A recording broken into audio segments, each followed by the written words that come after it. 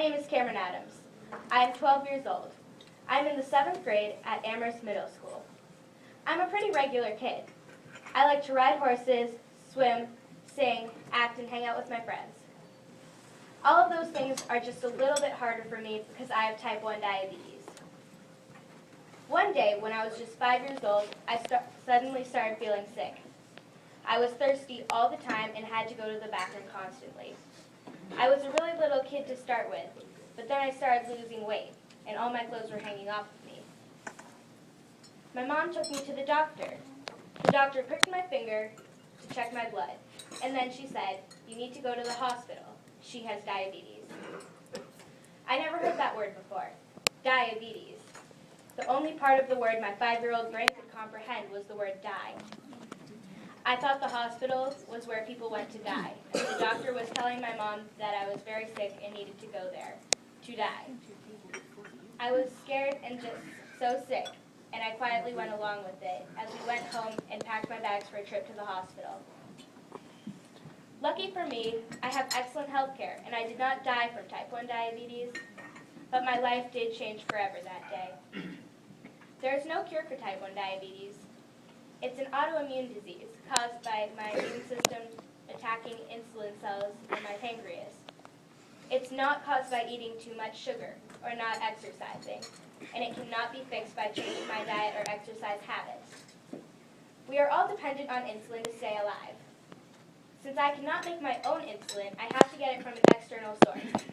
I wear an insulin pump 24 hours a day. I also prick my fingers and check my blood sugar levels.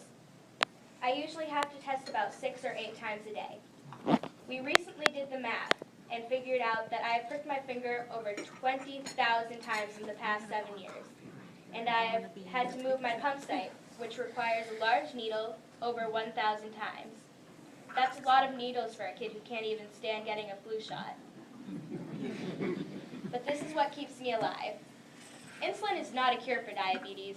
It is a mere lifeline. It takes constant work on my part, but I know that I am lucky to have a way to stay alive and healthy.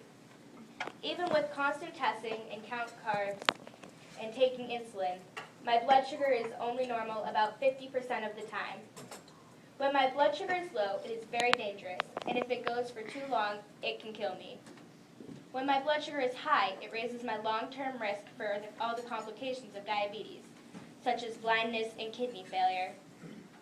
I have to deal with diabetes 24 hours a day, 7 days a week.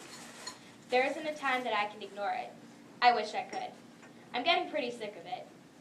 And you all know that teenage girls hate being different and standing out, so that doesn't make it any better. When I was first diagnosed, my family learned about an organization called JDRF, the Juvenile Diabetes Research Foundation. They were started in the 1970s by a group of parents who felt that not enough was being done to cure type 1 diabetes. Since then, JDRF has contributed more than $1.7 billion. My insulin pump was developed by that money, and much of the technology we use today to treat diabetes would not be possible without the funding from JDRF. New technology to make my life easier is on the horizon, like the artificial pancreas, and hopefully someday the cure. Much of the research that JDRF is funding is a big deal for type 2 diabetes also, because type 1 diabetes is the largest reason for blindness. Stem cell research is being done in labs funded by JDRF, and it may even help cancer patients like my grandparents someday. When I was 9 years old, I was chosen to be a delegate to JDRF Children's Congress. We went to Washington, D.C. to lobby in Congress and pass the funding for the Special Diabetes Project. I visited with my senators from Massachusetts, Ted Kennedy and John Kerry, and I told them about my life with diabetes. I asked them for their support. They were on board. I got to go to a congressional hearing with Mary Tyler Moore and Sugar Ray Leonard, and Nick Jonas. But best of all, the trip included a visit to the White House, where I had a chance to shake hands with President Obama, and he promised his support as well. I'm hoping that by telling you my story and my life, I can get your support too. We need to educate both kids and adults about type 1 and type 2 diabetes. We need to keep funding, searching, that will make life easier living with diabetes.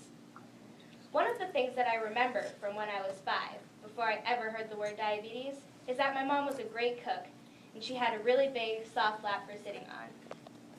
What I didn't know then is that my mom was close to having type 2 diabetes.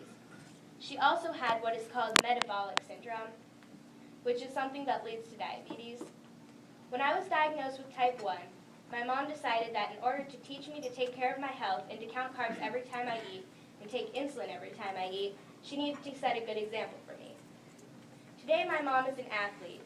She's not very fast and doesn't finish all races with a medal, but she says that she isn't in it to win it, and that she's in it for the long haul.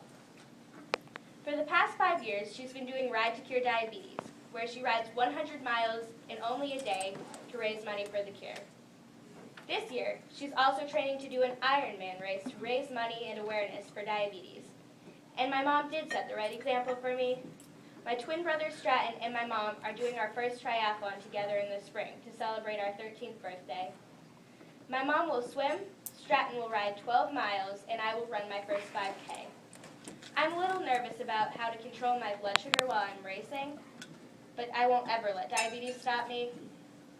One good thing that came from getting diabetes is that it may have saved my mom's life, because what my mom has dedicated her life to saving mine.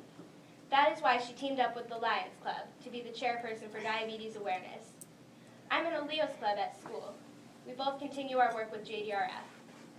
March 27th is Diabetes Awareness Day.